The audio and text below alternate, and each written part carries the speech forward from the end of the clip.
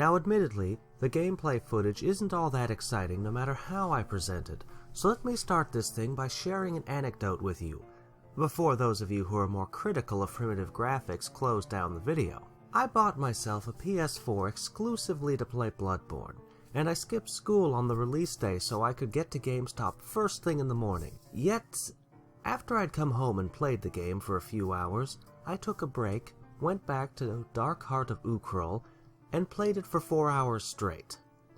If a game older than I am, with no sound and the most rudimentary of graphics can hook me like that, then it must be doing something right. When it comes to hidden gems of the RPG genre, The Dark Heart of Uukrul might just be the most neglected game of all time, when you compare its achievements to how poorly it sold. Released in '89 for the Apple II by the California-based Borderbund, Uukrul is the brainchild of Martin Buce and Ian Boswell, two computer scientists from New Zealand. The game only sold about 5,000 copies, so it's more rare than the famously rare RPGs like Earthbound and Panzer Dragon Saga. It might even be more rare than Luciana's Quest for the 3DO. Despite its obscurity, it seems like it has started garnering a cult following over the recent years, which is a testament of its quality.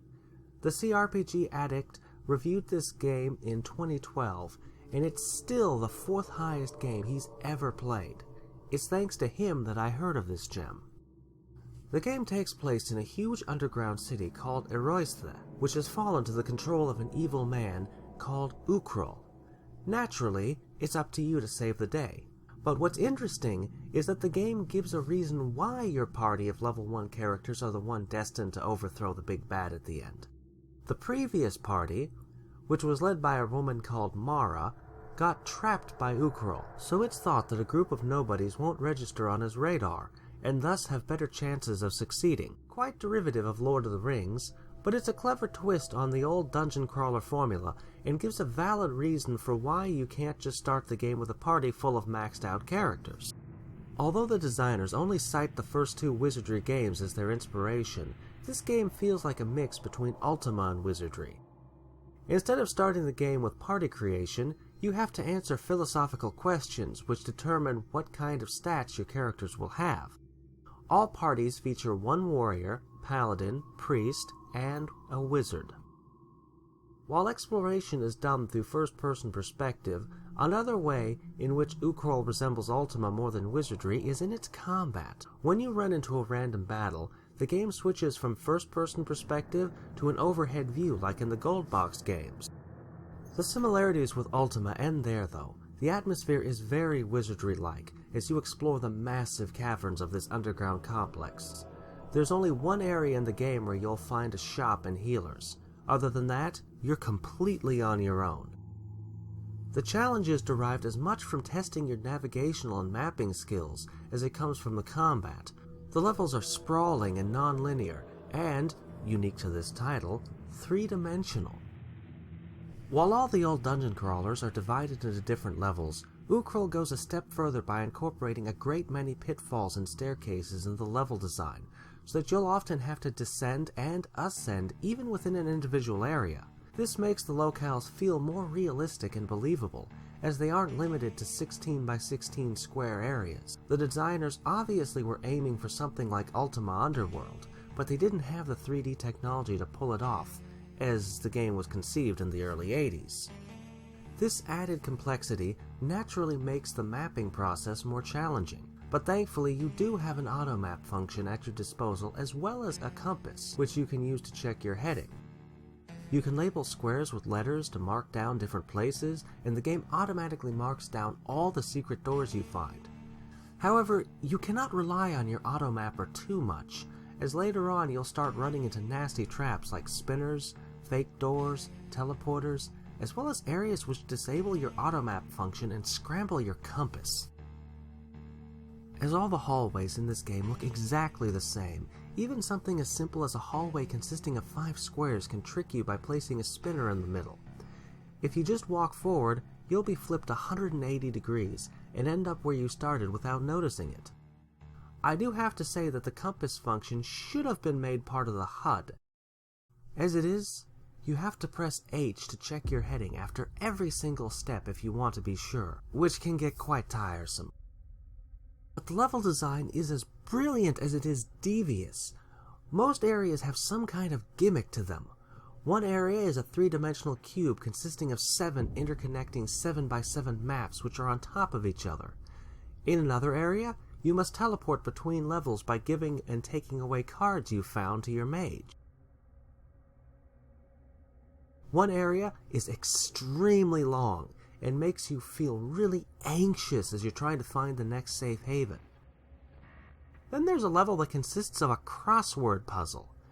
And not just any crossword puzzle, but one where the hints are cryptic. I was never able to complete it, and after looking up the answers online, it seems like this particular puzzle was designed for crossword experts. You would never see a puzzle like this in a modern RPG. I recommend checking out the CRPG Addict's blog post on the subject. He went into detail of how you're supposed to solve this puzzle. Puzzles like this is what makes Uukrul unique, as the designers believe that it's the problem solving that you'll remember after beating an RPG, not one of the hundreds of encounters against a group of indistinguishable orcs. There were puzzles in other old CRPGs as well, but in this game, the problem-solving and intellectual aspects of RPGs are strongly emphasized. That's not to say that the combat and leveling up mechanics are bad. The first third of the game plays more like a regular dungeon crawler, as the levels are more simple and your main focus is to gain better equipment and become stronger. As you gain levels, your characters can purchase stronger equipment and learn new spells by visiting an altar. The spellcasting system is another unique feature of the game. Your mage and priest have 4 different gods and 5 arcanas that they can level up respectively, and the more rings you gain in each, the higher level spells you can cast. While the priest just gains new spells, the mage spells actually scale. For example, there are 5 different power levels of the fire spell Amras. Like in other old CRPGs, you have to write down the name of the spell each and every time you want to cast it. It's surprising how quickly you start to memorize the names, and no longer have to look them up from a paper every time you cast them. The fact that the naming conventions follow a certain logic helps. The priest spells, however, work differently. You can try to call upon a god, but especially at early levels, they usually don't answer your prayers.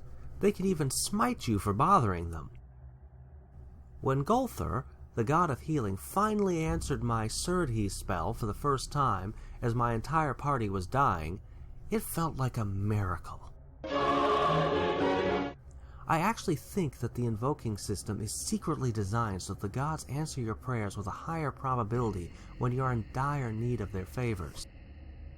Another unique feature of the priest spells is that you actually have to decipher their meaning from the manual, as they are presented in poems. For example, Ralkor, the bread and butter offensive spell of priests, is described like this in the manual. Ufthu, O bow of the stars, hear this low voice, send down your bolt against the one who stands against you. The combat system in general is adequate, though I do have a few things to criticize. Your turns are divided into movement and attack phases. You can move diagonally, but you can only attack enemies that are directly in front of you. This means that there are times you have to be able to predict where your enemies are going to move. You have to move all your characters, or otherwise you won't get any new movement turns, which is annoying, as sometimes you want to leave your casters in a corner while you move your warrior and your paladin. Running away is a pain in the ass. It's not that it doesn't work, but I could never tell when I could run away. You have to line up your characters near an exit in order to run, but it's never clear to me which blocks you can escape from. Some areas that looked open didn't allow me to exit, and seemingly blocked paths allowed me to escape. There's a lot of variety in the enemies, and the fights rarely feel repetitive. Different enemies have different characteristics. Undead characters drain your levels, some enemies might steal items from your inventory, lizards can corrode your weapons and armor, and mice can poison you or even give you the plague. While it's nice that some enemy types are meant to strike fear in your heart like that, it can be very aggravating when your recently purchased armor melts down, or you get struck with the plague when you haven't got a cure for it and the hospital is miles away. This game is all around quite hardcore, as on top of the puzzles and maze-like levels, it also has a roguelike style saving system as well. You see, every time you run into combat, the game automatically saves your progress. Same goes if one of your characters dies, gets poisoned, and so on, so you can't save scum your way out of trouble. And if you bring your dead party members to church to be resurrected, there's a chance they might die permanently. Every time one of your characters die, there's a timer that starts ticking down. Once it runs out, that character is permanently dead. Even if you manage to reach a church in time, the resurrection process is dependent on your character's stats, so it's possible that the resurrection might fail. And even when your characters do get resurrected, their stats are lowered and they suffer an experience penalty. However, you can enlist new characters to replace your fallen comrades, and they'll even get all the items and most of the experience points of your dead characters. The designers wanted players to be more careful by making death a very punishing experience, as they were unsatisfied with how lightly player death was handled in most RPGs. Thankfully, the publishers insisted on adding a backup feature, and it's thanks to that that I even managed to complete this game with all my characters intact. There are sanctuaries scattered around the dungeons, which can be used to back up your save game. Each time you reach one for the first time, you have to solve a puzzle using a copy protection device that looks like a deformed Pool of Radiance code wheel. After you've done a backup save, you can restore it from the main menu. Don't think that makes the game too easy though, as oftentimes you'll have to do a good 20 to 30 minutes of dungeon crawling to reach the next sanctuary, so you'll have to do it all over again if you restore a save. In fact, there was one dungeon where I felt like pulling out my hair as I was trying to solve this annoying trial and error based puzzle that was located in a confusing room while constantly running into groups of mages and having to restart my game. I was getting flashbacks of playing the final dungeon of Shin Megami Tensei Nocturne on hard, as that's the last time I was so frustrated by the difficulty of constant encounters in an RPG. Staring at the loading screens of Bloodborne pales in comparison to some of the more frustrating areas of this game. I don't mean to discourage you with the difficulty of this game though, it's far from unfair. In each sanctuary, you can find teleporters, so there isn't that much backtracking, and it's easy to reach the hospital and shops whenever you feel like. However, your weapons do break from use, and you have to keep an eye on your food, as your characters can only carry a limited amount of items, so these teleporters are there for a reason. Even though the game takes place in a huge sprawling dungeon, it's actually surprisingly linear.